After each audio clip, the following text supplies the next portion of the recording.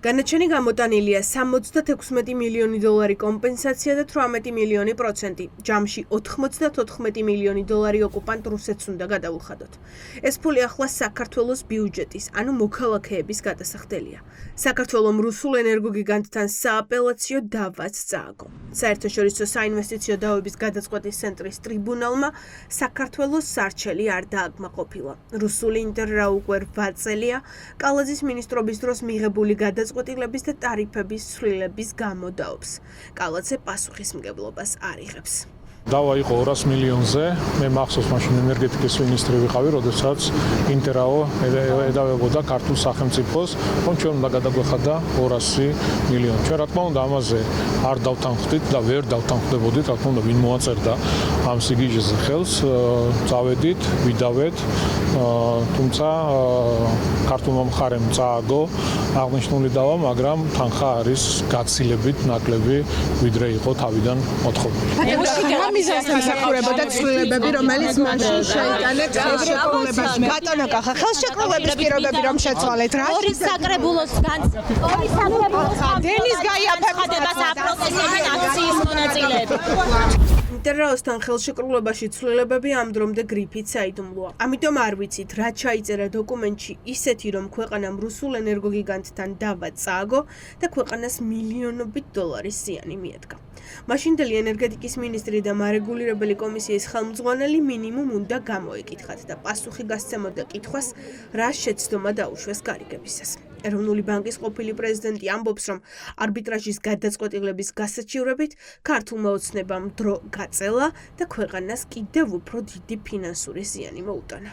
დროის გაწელვაში კიდევ დამატებით ჯარიმების სახით დაგვაკისრეს 18 მილიონი დოლარი. ეს არის პირდაპირ ყოფილი ენერგეტიკის მინისტრის კახა კალაძის დანაშაული. მან შეცვალა ხელშეკრულება, დღემდე ეს ხელშეკრულება არის საიდუმლო და იმისათვის, რომ თბილისში რაღაც მცირეოდენი ტარიფი შემცირებული იყო პროპაგანდისტული მიზნით და შემდეგ ტარიფი კვლავ გაიზარდა, საქართველოს დაკარგა 2 ჰესის მშენებლობის ვალდებულება, რომელიც რუსებს უნდა აეშენებინათ.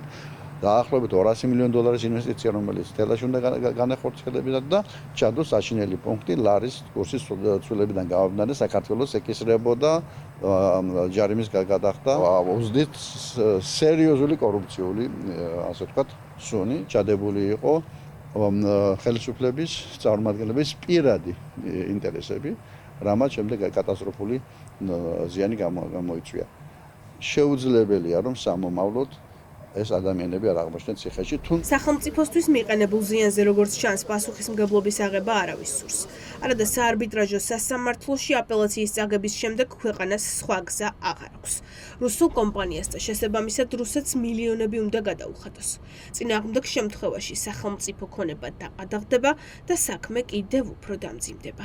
ჩვენ ყველას კარგად გვახსოვს ივანიშვილის და კალაძის ბაქიბუქი და ტყუილები ტარიფების განახევრების შესახებ, როდესაც საზოგადოების მოტყუება და ხელისუფლების ხელში ჩაგდება ჰქონდათ განსაზღვრული. სამწუხაროდ უკვე, როდესაც საერთაშორისო არბიტრაჟს აგებ, აღარ არსებობს ბერკეტი, რომ ეს თანხა არ გადაიხადო, უკვე არსებობს ამის შემდგომ იძულებითი აღსრულების მექანიზმებიც, ანუ შეგვიძლია ვთქვათ, რომ ეს ასეულობით მილიონი ლარი, რომელიც კონკრეტულ შემთხვევაში რუსულ კომპანია ინტერრაოს უნდა გადაუხადოს ხელისუფლებამ, უკვე დაკარგულია და კიდევ ერთხელ ცალსახად კალაძემ თუ სხვებმა, ვინც მონაწილეობდა იმ დანაშაულში, რომლის შედეგადაც სახელმწიფო ბიუჯეტმა უნდა გადაიხადოს ასეულობით მილიონი, შესაბამისად ჩინოვნიკმა აუცილებლად პასუხი უნდა ააგო. ივანიშვილის გუნდი ხელისუფლებაში მოსვლამდე ხალხს დენის ტარიფების განახევრებას პირდებოდა.